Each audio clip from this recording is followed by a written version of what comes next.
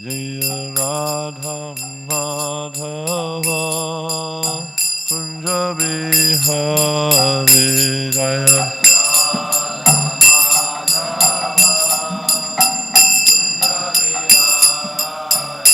Jaya Radha Madhava Kunja Bihari Jaya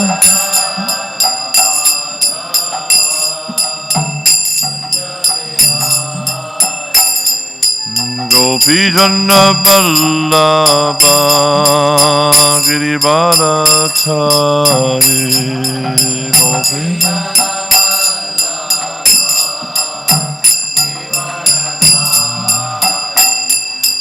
Gopi Jana Vallabha Girivardhari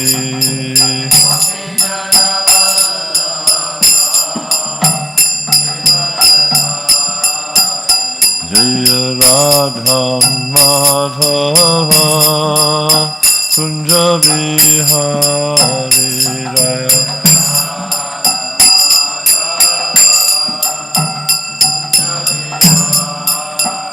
Jaya Radha Madhava Kunja Bihari Jaya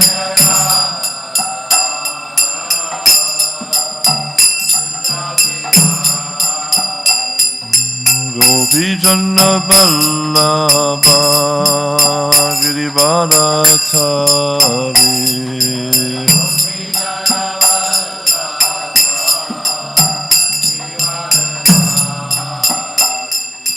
Gopi Jana Vallabha Girivardhari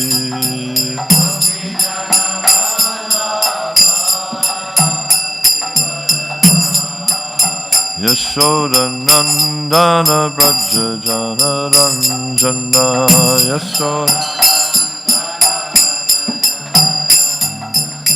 Yashoda Nandana Braja Jana Ranjana Yashoda Yamuna Tira Vanachari Yamuna Yamuna Tira Vanacharya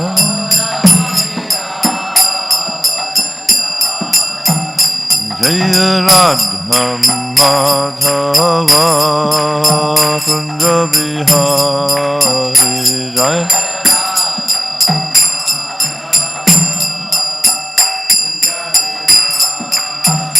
Jaya Radha Madhava Kunja Bihari Jaya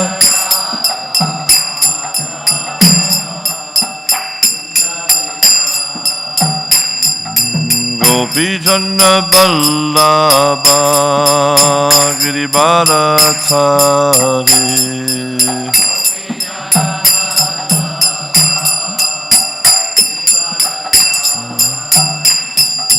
Gopi Jana Vallabha Girivardhari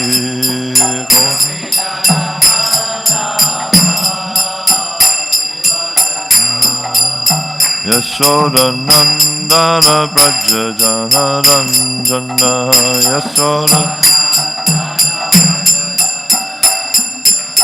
Yashoda Nandana Braja Jana Ranjana Yashoda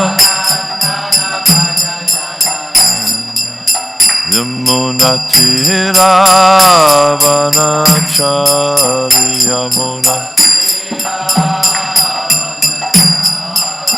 Yamuna Tira Vanachari Yamuna Tira Jaya Radha Madhava Kunja Bihari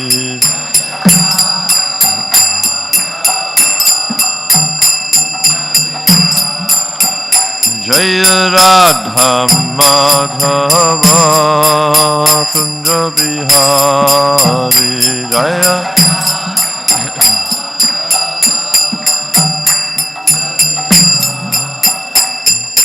Gopi Janna Vallabha Giribharatari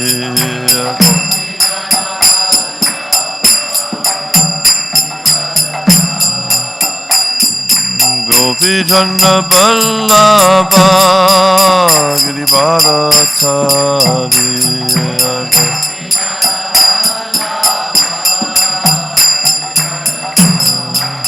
Yashoda Nandana Braja Jana Ranjana Yashoda Yashoda Nandana Braja Jana Ranjana Yashoda Yamuna Tira Vanachari Yamuna Yamuna Tira Vanachari Yamuna Tira Jaya Radha Madhava Kunda Bihari Jaya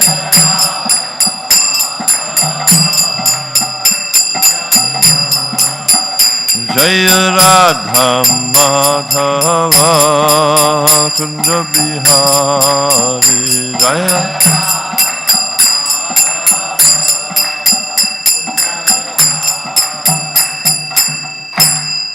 Jai Nitya Vishnu Vishnu Pad Paramahansa Parivrajakacharya Asto Tarasnata Shri Srimad His Divine Grace of High Charanada Vinda Bhaktivinoda Swami Srila Prabhupada Ki ISKCON DBT Founder Acharya Save the whole world Srila Prabhupada Ki Jai Nitya Vishnu Vishnu Pad Paramahansa Parivrajakacharya Asto Tarasnata Shri Srimad His Divine Grace of Bhakti Siddhanta Saraswati Thakur Maharaj Ki Ananta Koti Vaishnavrinda Ki Namacharya Shri Haridas Thakur Ki Prem se kaho Sri Krishna Chaitanya Prabhu Nityananda Sri Advaita Gadadhar Sri Sadhguru Bhaktivinoda Ki Sri Sri Radha Krishna Gokopanath Shamakund Radha Kundgiri Govardhana Ki Braj Bhumi Shivindama Dama Ki Navadvip Mayapur Dama Ki Purushtam Chitra Jagannathpuri Dama Ki Ganga Mai Ki Jamuna Mai Ki Bhakti Devi Ki Tulasi Maharani Ki Samaveta Bhaktivinoda Ki Jai Nitai Go Premanandi all glorious devotees, all glorious devotees, all glorious devotees, all glorious Lotus feet of Sri Guru and Sri Gauranga, all glorious to Srila Prabhupada Ki Jai.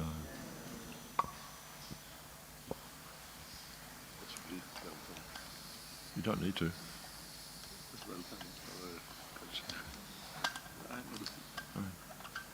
Hare Krishna. We are extremely fortunate to have the association of His Grace Narsimha Kavach Prabhu here today.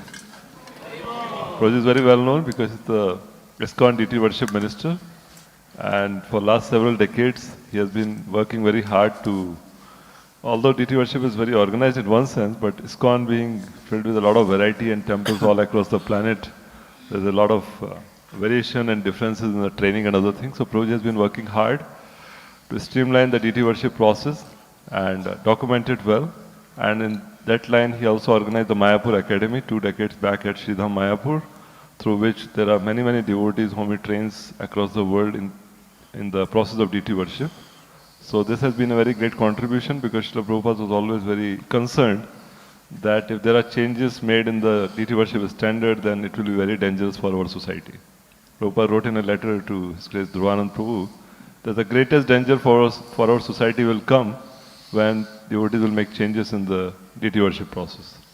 So he's very keen and very concerned to see that the deities are worshipped with great love and devotion all across our movement, and that's why he travels to different temples to monitor the standard and educate and train the devotees, and he also does that in the Mayapur Academy. So we are very fortunate, we have very regular guidance from him in our NVCC temple. He has visited us several times before also and guided us on the right ways and the right mood to worship the deity. So we are fortunate that we are having him here. Prabhuji came for the teaching the I-Leads student, the ISKCON leaders for today and tomorrow, and to emphasize how deity worship is a very, very integral and vital part of managing a community. Deity worship is the center of the entire community. Oftentimes it gets neglected in other processes. So to train the leaders, he has come, and we are fortunate to get his association, and Prabhuji will continue to be with us till the GVC meeting, where he'll be participating in the GVC meetings. So let us welcome him at Shri Shri Radha Vrindavan Chandra Temple by once very loudly chanting the Hare Krishna Mahamantra. Hare Krishna, Hare Krishna, Krishna Krishna, Hare Hare, Hare Ram, Ram Ram, Hare Hare. Om Namo Bhagavate Vasudevaya. Om Namo Bhagavate Vasudevaya. Om Namo Bhagavate Vasudevaya. Shri Sukuruvacha Vritre. I can't read that. I don't know what that says. Huh? Oh, it's 2. Okay, because one's the verse that I was, okay. Devarishi Pitri Bhutani Daitya. Oh, sorry. Devarshi Pitri Bhutani. Devarshi Pitri Bhutani. Daitya Devanuga Swayam. Daitya Devanuga Swayam. Daitya Devanuga Swayam. Devarishi Pitra Bhutani. Daitya Devanuga Swayam. Pratijagmu Swa Disnyani. Pratijagmu Sadisnyani. Pratijagmu Sadishyani. Brahmeshendra Dayas Tata. Brahmeshendra Dayas Tata. Brahmeshendra Dayas Tata. Pratijagmu Sadisnyani. Brahmeshendra Dayastata. Devarishi Pitra Bhutani. Daitya Devanuga Swayam. Pratijagmu Sadisnyani. Brahmeshendra Dayastata. Devarishi Pitra Bhutani. Daitya Devanuga Swayam. Pratijagmu Sadisnyani. Brahmeshendra Dayastata.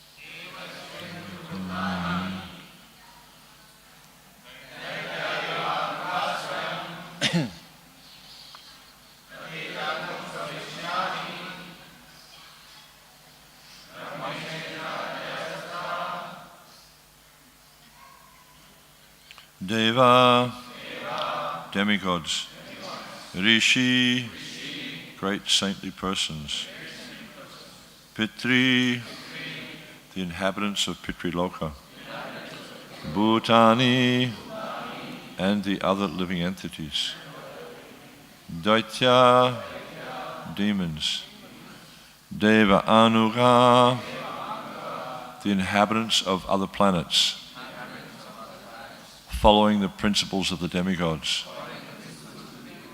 Swayam, independently, without asking permission from Indra, Pratijagmu, returned, Sadisnyani, to their respective planets and homes, Brahma, Lord Brahma, Isha, Lord Shiva, Indra Adaya, and the demigods headed by Indra, Tata, thereafter. Translation. Thereafter, the demigods, the great saintly persons, the inhabitants of Pitri Loka and Bhuta Loka, the demons, the followers of the demigods, and also Lord Brahma, Lord Shiva, and the demigods subordinate to Indra, all returned to their respective homes. While departing, however, no one spoke to Indra responsively. Thereafter, the demigods, the great saintly persons, the inhabitants of Pitri Loka and Bhuta Loka, the demons, the followers of the demigods, and also Lord Brahma, Lord Shiva, and the demigods subordinate to Indra, all returned to their respective homes. While departing, however, no one spoke to Indra. It's kind of interesting. He's just killed, they're all freaked out about this demon, right? Vritrasura. And he's just killed the demon, and they don't even say thank you. Right? It's interesting. It's almost like this is kind of compounding Indra's feelings, because he's feeling, I've done something wrong here. I've committed a sinful activity. And the fact that no one spoke to him, it just deepened his shame. He felt even worse because they didn't speak to him. So it's really interesting the way this whole pastime unfolds. I'll read the first verse also. Sri Sukravacha vritte hatatrayo loka vina shakrena burida sapala yabhavan sadyo vijvara nivritendriya. Sri Sukadev Goswami said, O King Parikshit, who are so charitably disposed, when Vritrasura was killed, all the presiding deities and everyone else in the three planetary systems was immediately pleased and free from trouble. Everyone, that is, except Indra. And today's translation. Thereafter the demigods, the great saintly persons, the inhabitants of Pitri Loka and Bhuta Loka, the demons, the followers of the demigods, and also Lord Brahma, Lord Shiva, and the demigods, subordinate to Indra, all returned to their respective homes. While departing, however, no one spoke to Indra. Prabhupada's purport.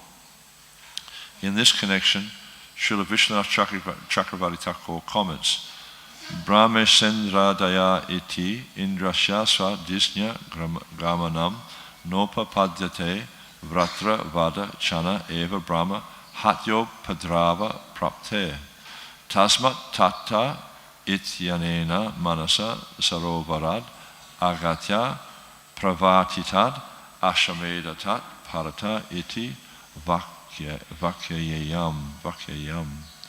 Lord Brahma, Lord Shiva, and the other demigods returned to their respective abodes, but Indra did not, for he was disturbed at having killed Vritrasura, who was actually a Brahmana. After killing Vritrasura, Indra went to the Manasa Sarovar lake to become free from sinful reactions. When he left the lake, he performed an Ashwamedha Yajna and then returned to his own abode. So this is a really interesting pastime. As we see with all these different pastimes that are being described here in the Srimad Bhagavatam, they're very instructive for us. There's a lot of information we can gain from these pastimes if we take the time to study them very carefully. And so this particular pastime, there's 19 chapters in the 6th canto. This particular pastime takes 10 chapters, so it takes most of the 6th canto. And in the beginning, we see what led to this was that Indra had disrespected Brihaspati. What happened was Indra was sitting on his throne, surrounded by all his courtesans and so much opulence, wealth, etc., etc. And Brihaspati came to see him, and he didn't get off his throne and offer him respect. Can we think of another example in the Bhagavatam that's very similar to this? A very prominent example. Anyone think of it? Ramaharshan. So, yeah, when Balaram came and he was sitting on his throne, he was thinking he was very important because he was the leader of the assembly, and therefore everyone was offering him respects to him. And when Balaram came, he thought, well, I don't have to get down and offer respects to him because I'm the leader of the assembly. I'm on the big seat. And he became proud. And this is very dangerous, especially if the Supreme Personality, especially Balaram, because Balaram is known for his different nature sometimes. He does things which are not like other people do. Sometimes he's seen as a bit of an avadut, especially when he's in the form of Nityananda. A bit of an avadut, he does unusual things. And so he took a blade of grass and he just touched Ramaharshan, killed him instantly. There's a concept they have in Kung Fu called the 1-inch punch, where you just just move your hand 1 inch and you just knock a person flying. So this seems to be something that came from Balaram, because he just takes a blade of grass and touches the person and he kills him. It's very, very powerful. Anyhow, so we see that what happened to Indra was he disrespected his guru. Now, obviously, we understand every morning we sing this Yasha Prasada, Bhagavad Prasada, Yasha Prasada, Nagati Kotopi. That with the mercy of the guru, one can achieve the supreme destination, but without the mercy of the guru, Nagati Kotopi. You're not going anywhere. You're going to stay here in this material world. So, in the same way, we see with Lord Indra, is he had disrespected his spiritual master, and this led to his downfall. Because he had disrespected his guru, his guru left the place and he disappeared. And therefore they didn't have a guide. And there's a similar story in the Mahabharata, when the Pandavas, I can't remember all the names, I think they came upon they were traveling through the forest, they had lamps and stuff like that, and they came upon this Kshatriya, a Gandharva, and the Gandharva attacked them. And anyway, I can't remember all the detail of the story, but essentially what they're saying, the Gandharva explained to them later on, is I attacked you because you don't have a guru, you don't have a brahmana leading you. And so in Vedic culture, it's very important in Vedic society for someone especially someone who's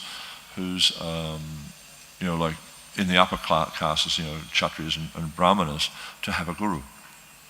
It's a very important part of the culture, because without the guru, without having this spiritual guide, you don't know how to act, because the guru guides us. And we see also in the culture, you'll see that there's different types of gurus. Obviously, you have the Kula guru, which essentially is not very helpful. The Kula guru will just basically helps you with material life. But really, what we need is a guru who is able to lead us on the path of spiritual life.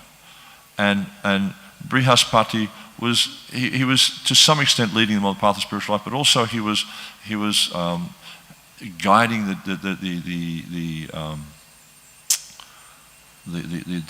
devatas in their material life as well.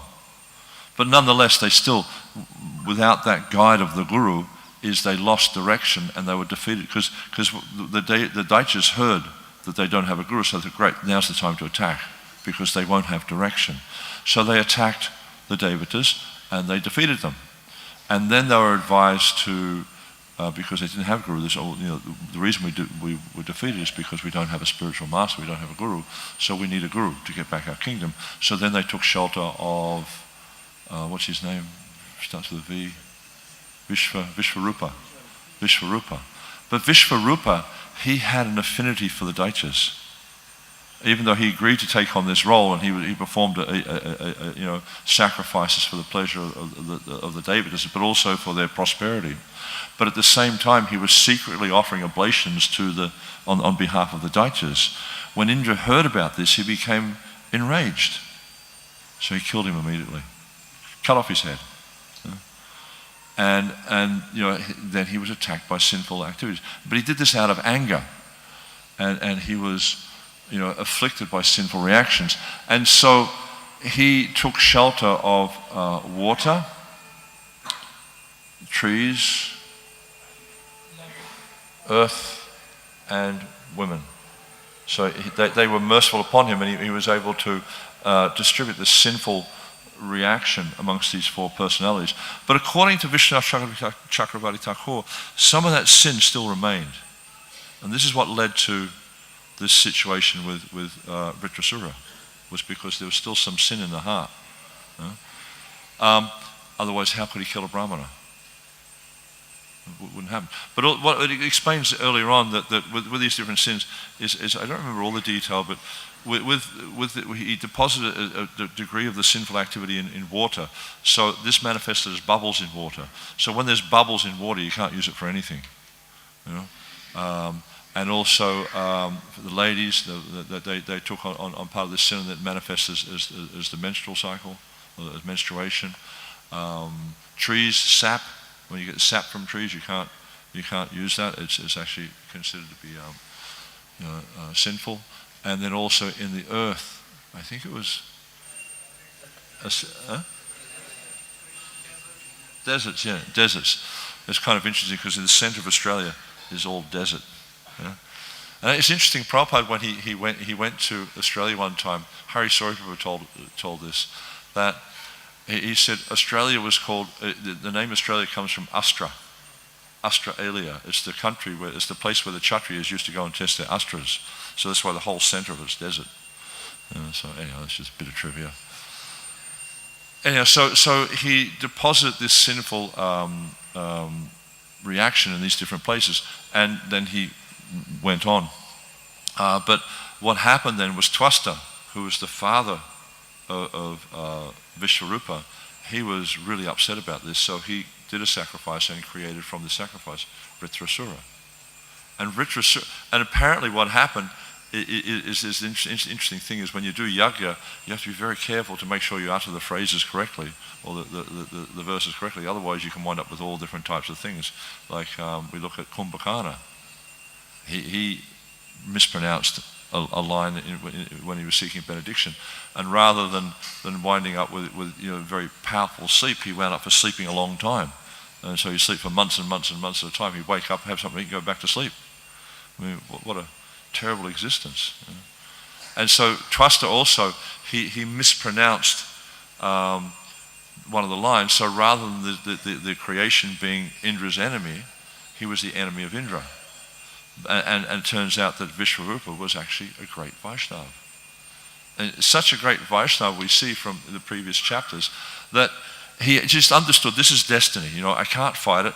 It's my destiny to be killed by Indra. So I'm going to, when Indra was becoming discouraged in the fight, because at one point Vritrasura, he knocked his thunderbolt from his hand, and Indra became discouraged, and he started to get all mental about it and didn't want to fight.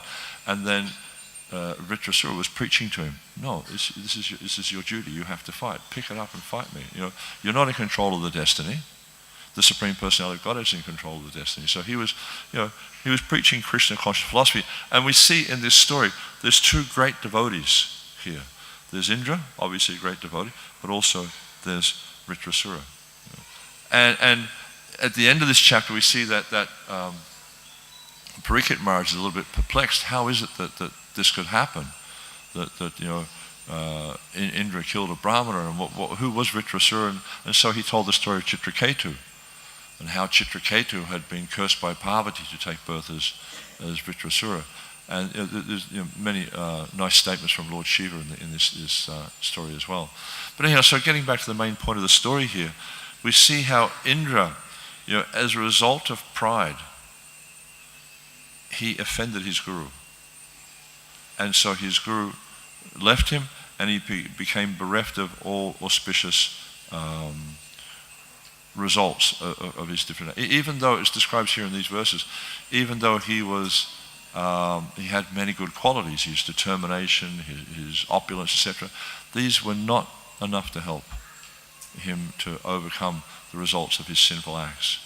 And so, because he had offended his guru, he became bereft of all the results of his pious acts, and he actually had to suffer in many different ways. So when he killed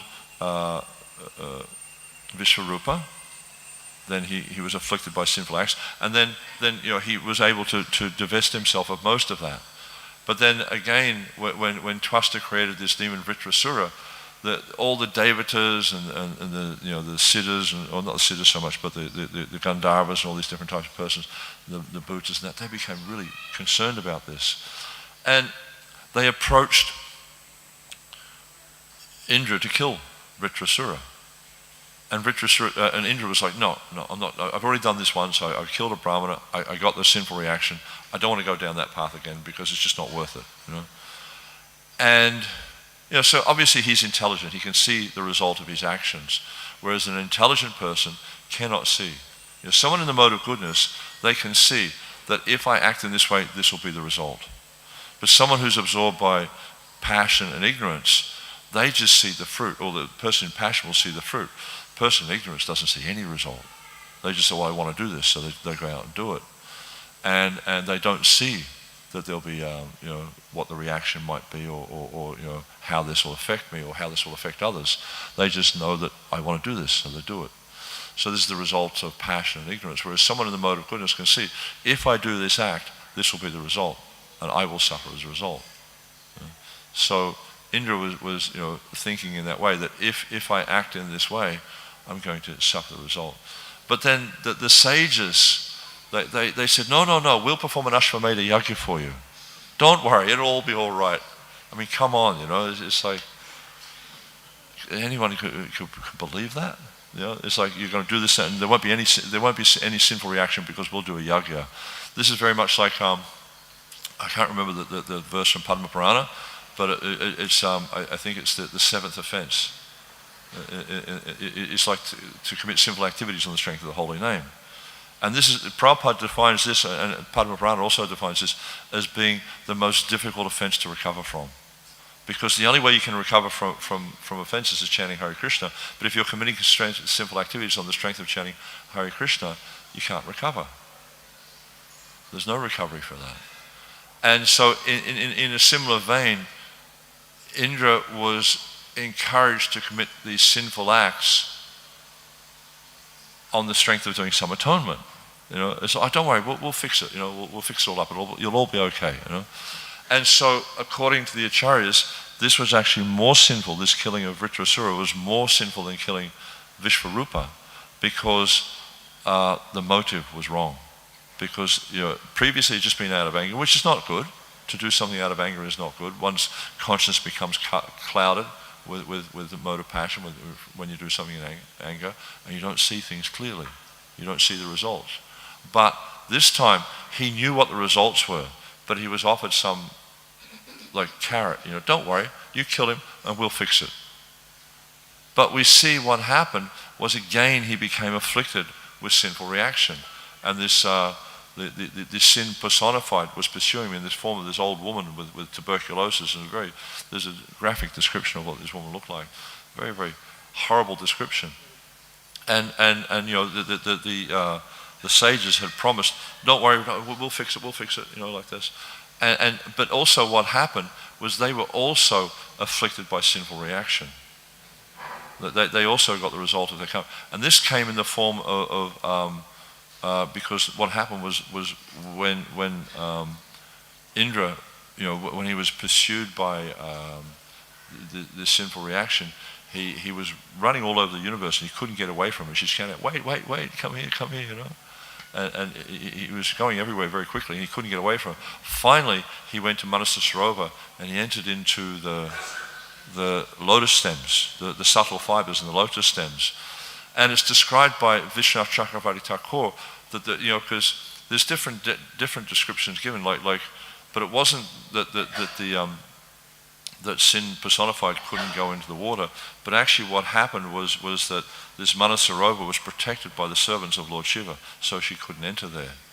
But also this had a downside in that the servants of there was one servant of Agnidev who was also Indra's attendant, and he would always bring Indra the fruits of the sacrifice, his share of the sacrifice.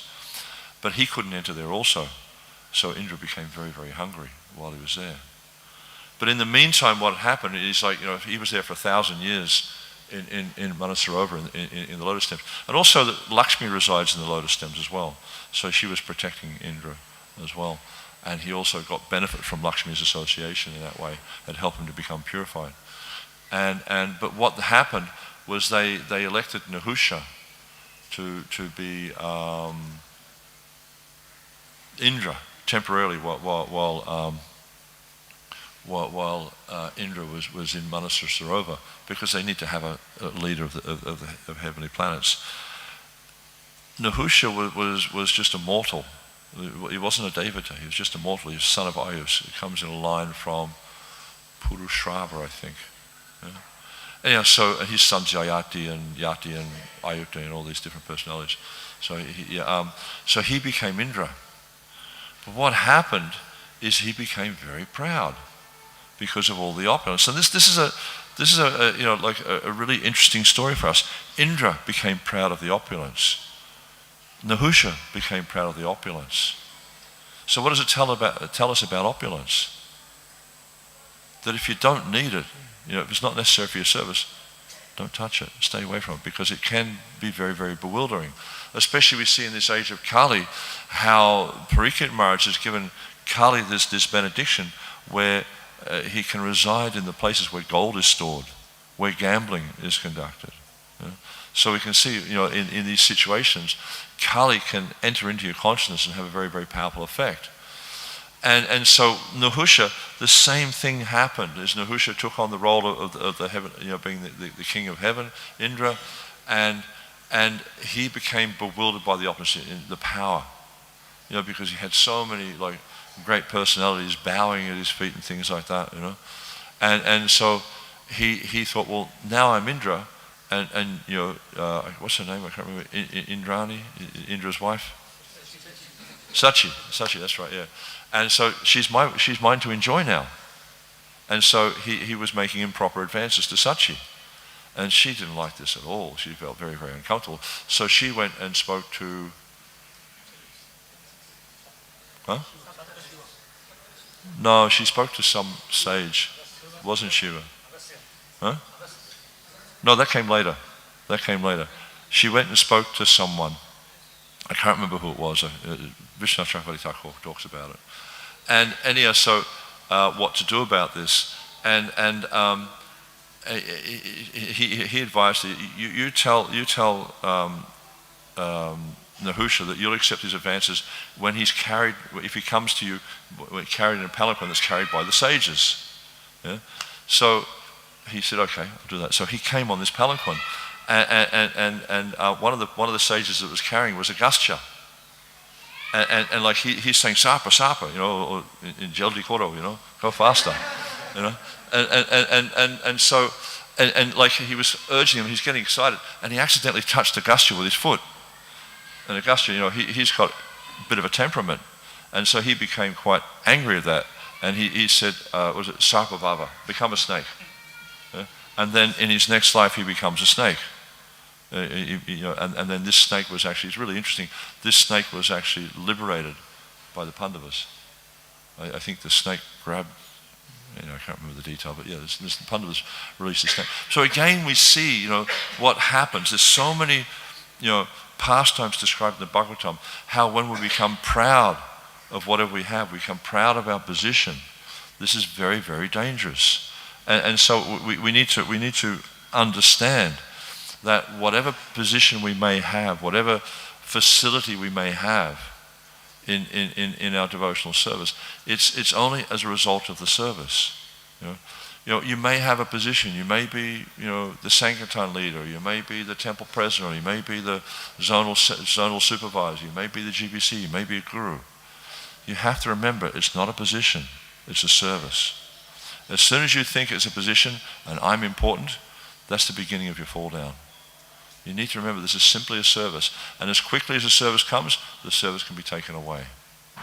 You've seen so many kings, so many great leaders. You've got your Napoleons, your Mussolinis, your Hitlers, and different kings and queens and things that they come and go. They come and go. It's just like, they have these things called tumbleweeds. They just blow along. They're blown by the winds of the wind. So in the same way, we're blown through this creation by the winds of time. And we come, we have a position for a small amount of time, and just as quickly as we get the position, we lose the position. Sometimes we see people with great wealth, incredible wealth. We can't imagine how much wealth they've got. And just, a change in fortune, it's all gone. Overnight, there was a guy in Australia, and he was a very, very wealthy fellow. And through his wealth, he managed to, I don't know if you ever heard of the America's Cup. It's a famous yacht race. And for 150 or 60 years, the Americans always won it because they kept changing the rules so they could win it, And then one time, he built a boat that actually beat them, and they took the America's Cup. He was famous for that. But not long after that, he became very famous because of that. In Australia, at least. He was very, very famous. But not long after that, he lost all his wealth and became a pauper. He died a poor man with nothing. So everything in this material world is so ephemeral. It's all temporary. Nothing. You can have a beautiful, handsome, strong body. How long is that going to last for? A few years. You look at the beauty of a body, like a male body, female body, whatever. It looks attractive. But how long does that last for? It's all temporary. We should not be allured by these, attractive things in the material world because they are all temporary. But spiritual nature is eternal. The self is eternal. So rather than being enamored by the attractions in this material world, we should understand who we are. This is the process of Krishna consciousness, is to understand who we are. We're not this material body. We're not the things associated with the material body. And this is really interesting in the story of Chitraketu, which will be told at the end of this canto, is how Chitraketu, when he didn't have a son, and he was always feeling morose because he didn't have a son. So Narad, I think Narad or Angira, one of the Munis, they blessed him to have a son, and they said, but the son will be known as Harsha Shoka. It'll give you happiness, give you distress. He didn't care. I'll get a son. That's all I care. And so the son, was poisoned, died, and then he became immersed in lamentation. And then Narad Muni and Angira came to see him, and the whole kingdom was just immersed in lamentation. And so Narad brought the son back to life, and the son, and Chitraketu, oh my dear son, why did you leave us? And he says, father, son, who are you? Which father are you? I've had so many fathers. So the son, via the potency of Narad Muni, was preaching wonderful Krishna conscious philosophy, and actually explaining to him that you're not this material body, you're eternal soul. This is the philosophy of the Bhagavad Gita. This is what the Bhagavad Gita is teaching us, is we're not this body. And this was Arjuna's perplexity, is because he was identifying with the body, and all those things related to the body he was identifying with as his own. He became bewildered, and he didn't want to fight because I don't want to kill my relatives because of the bodily connection. So if we get caught up in this bodily connection, we become bewildered and we don't understand how to act. And this is exactly what's going on in here.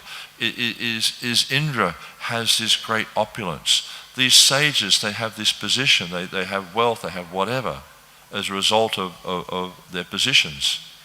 And they don't want to lose it because they see Vritrasura as a threat.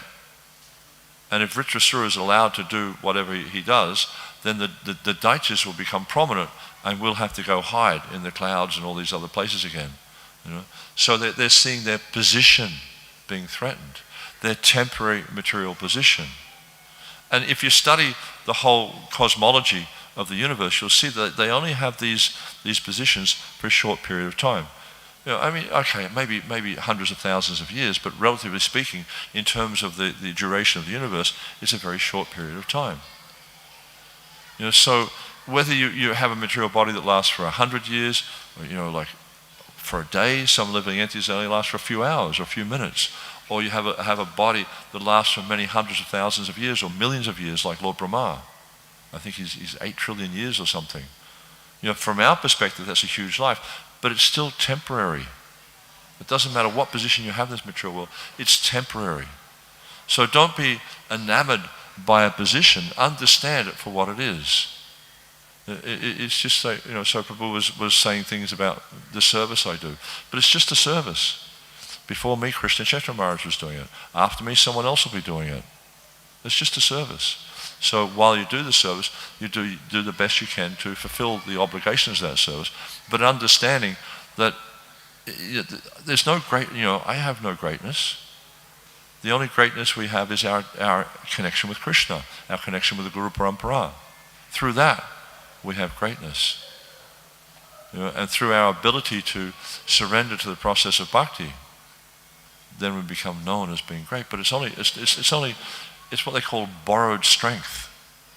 It's all ultimately comes from Krishna. So for me, this is one of the big lessons in this pastime, is it doesn't matter what you have in this material world, it doesn't matter who you are, what position you have, what opulence you have. If it's devoid of Krishna consciousness, it's just like, Prabhupada would say, it's just like a big turban on the head. When you fall into the water, you've got a big turban. All the turban does is it makes you drown faster. Any material facility you have only has one purpose, and that is to serve Krishna. The Prakriti is meant for serving Krishna. Because why? Because he's the proprietor. He's the owner of that Prakriti. So whatever situation we have in this material world, use it for Krishna. Otherwise, this situation can cause great calamity for you.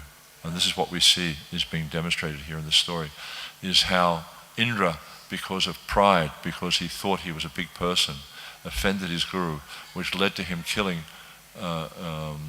Vishvarupa and Vritrasura. So, great calamity for him. Okay, thank you. Any questions, comments at all? Yes, Prabhu. What's this for?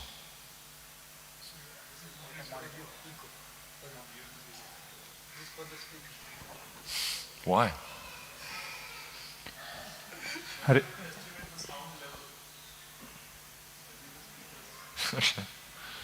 Hare Krishna Prabhuji. Thank you very much for a wonderful class. My question is, like, in certain positions of services and all, like, how do we protect ourselves from getting proud?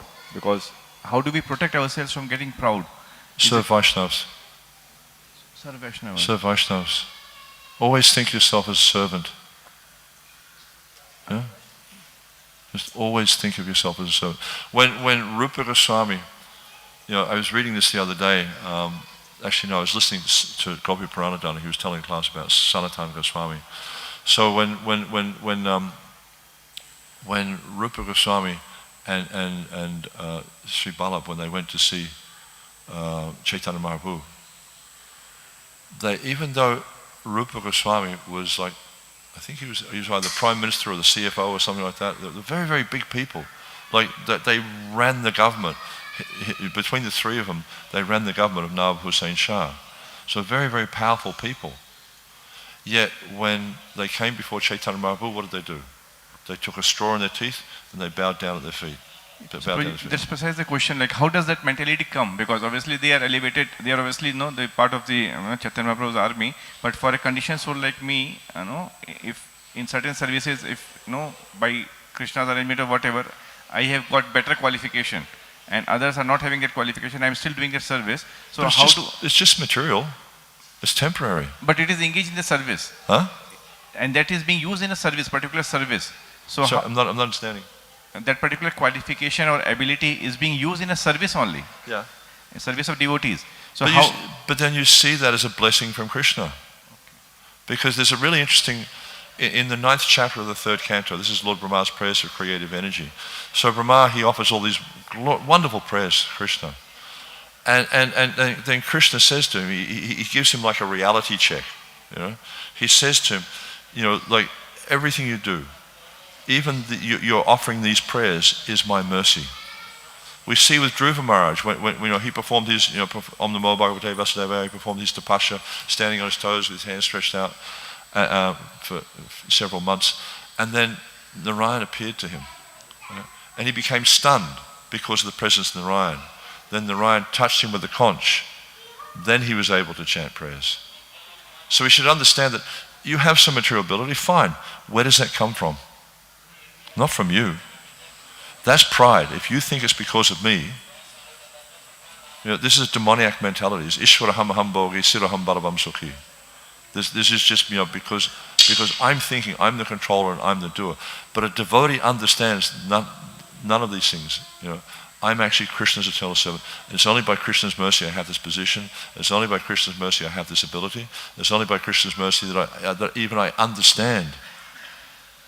There's a nice verse, Brahmanda Brahmatikona Bhagavan Jiva Guru Krishna Prasad Kripa Poi Bhakti Lata Beach. The jiva is wandering throughout the universe, up and down through so many different systems, planetary systems, lives, things like that. But by the mercy of Krishna, one receives Guru.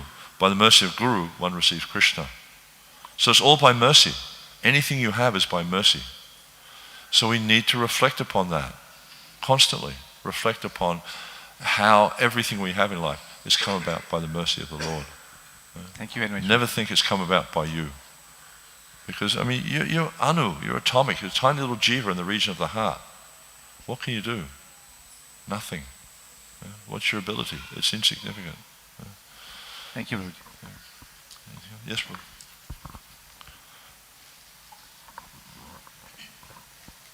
Hare Krishna.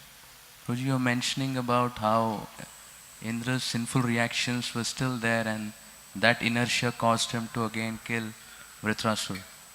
So when somebody is subjected to this inertia of the sinful reactions, and what should he have done or how should the situation be like? This is explained here in later on in the pastime, because he goes to Manasarova, he enters into the lake, he resides in the stem of the lotus,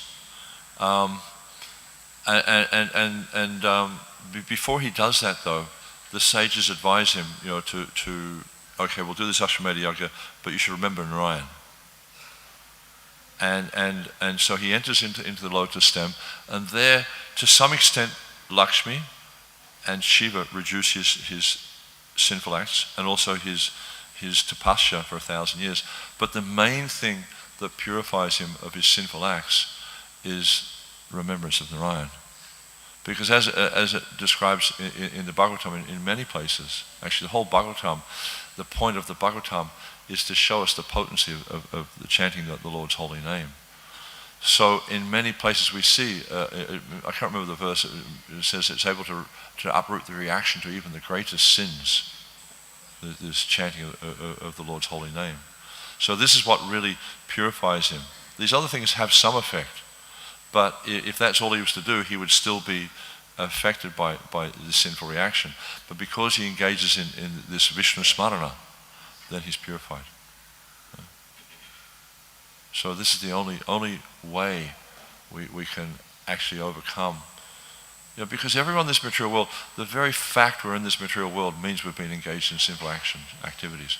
And so the only thing that's going to help us is chanting of Krishna's holy names.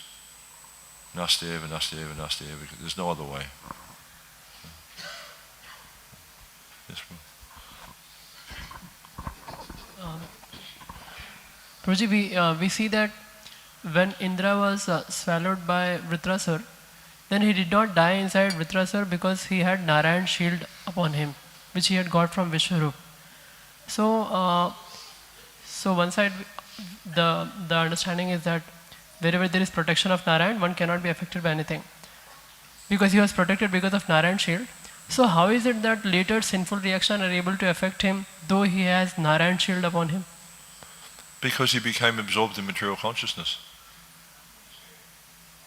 Because he did a sinful act. I mean, just because you take shelter of Krishna, doesn't mean you can do anything and get away with it. It's not like, like I remember years ago, when I lived in Melbourne, in Australia, and the devotees they did a play And it was kind of, it was making fun of Christians. I mean, I don't really get into that sort of thing. But one of the points they did I thought was interesting in that, like, people would go out and do sinful activities in this play. And then when someone would approach them and say, I'll just book it up to Jesus. Jesus will save me from my sins. But and similarly, you have this idea of confession within Christianity, where people will go and to the confessional and confess all their sins and think they're absolved of their sins, then go out and perform more sinful activities. No, when you take shelter of Krishna, it means you taking shelter means I'm giving up this past life.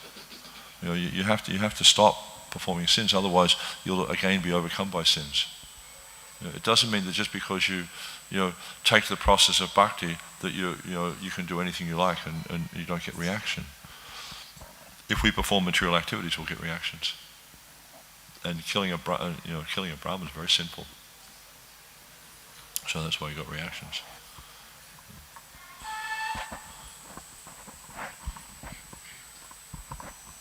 Hare Krishna. Thank you so much, Prabhuji, for warning me and all of us for this dangerous pride which comes. So my question is, our bhakti is very powerful to eradicate the sinful reactions. It has no issue in that sense. Inertia of sins, etc., which affected Indra later. My question is, when we come to ISKCON administration and management, it is not just a position, but it's a devotional position which is given, which is generally encouraged also. Even if you don't want, sometimes it is given for the sake of spreading the moment, which is wonderful, which Prabhupada wanted. At the same time, there is a tendency to continue the position, as you said, that the position being threatened, this problem comes. I am being honest with you. That we just want to drag along that, I have this and this is for me Vaishnava Seva. So I really want to drag. I am a brahmachari, I just want to drag. Or I am in charge of some voice, I just want to drag that. Although there are challenges, so there is a tendency to continue the position in service of Vaishnavas. But we don't see it as not fully as service, as you said very brilliantly, that as soon as you think it as position, then it's gone. As soon as you see service, there is no problem. So there is a in-between thing. So, and it causes offenses, which is very, very dangerous than sin. Sins have no issues at all.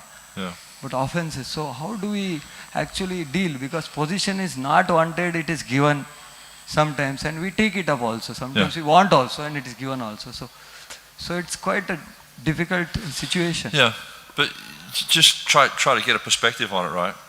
Your position is so tiny, really. Lord Brahma, he was given the job of creating the whole universe. That's a big job. To be a manager in an ISKCON temple, I mean, it's quite small.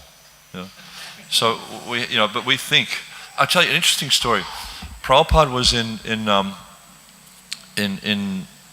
Florida somewhere. I think it was Miami, and His Holiness Tamal Krishna Maharaj was there. Now, this story, I'm not telling this story in any way to say anything bad about Tamal Krishna Maharaj, because he is a wonderful Vaishnava, a glorious Vaishnava. But it's a story that Prabhupada. And so there was some exchange between Prabhupada and Tamal Krishna Maharaj. And Prabhupada he said it's like this. He says, in Krishna's creation, in one corner of Krishna's creation, his unlimited creation, there's a small cloud. And in that cloud, there's this material universe. And there's countless millions of material universes, right? And in one of those one of the smallest universes is this universe we're in, right? And in this universe there's so many thousands of stars and planets and all this type of stuff. And on one planet there's this small country called America. And in this country called America, there's a city called Miami, and in this city called Miami, there's a HareKrishna temple, and in this HareKrishna temple, there's one Tamal Krishna Maharaj who's thinking he's so important. So look at the perspective. I mean, what is it you're doing? You're so small. If you look at it in the terms of the whole creation, it's so insignificant. But Krishna, out of his kindness, has given us some opportunity to render service. It's just like with deity worship. Prabhupada sometimes he would call the deity the Archer Vigraha, the mercy incarnation. Krishna, out of his kindness, has descended in this form so we can have a relationship with him. Because we're unqualified. We have these material bodies. We can't touch spirit. We can only interact with matter. So he takes a form that appears to be matter so we can interact. So understand, whatever situation you have, it's simply Krishna's mercy upon me. Never forget that. As soon as you forget Krishna's mercy, you're fallen.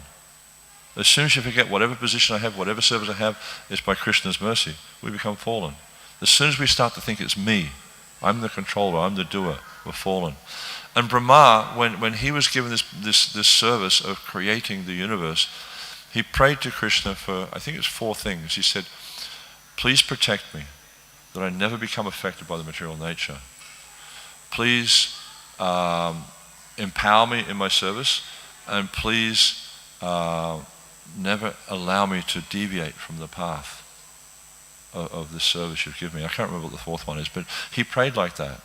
Even though he's a powerful creator, and he was able to take all these energies that Krishna had invested in his body and then create the whole universe from that, and the whole structure of the universe and everything.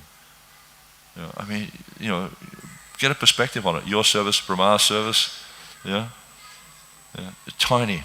Just remember, I'm tiny, I'm so small. But by Krishna's mercy, you can achieve wonderful things if you become a fully surrendered servant to Krishna. But if we don't surrender, what can we achieve? We can achieve nothing. And even you see people in this material world, they achieve this thing, that thing, but what is it, It's nothing. It'll come and it'll go very quickly. So just keep it in perspective and pray. Pray for Krishna's protection always. Yes, Prabhu. Prabhuji, can you please help me? I'm not able to understand.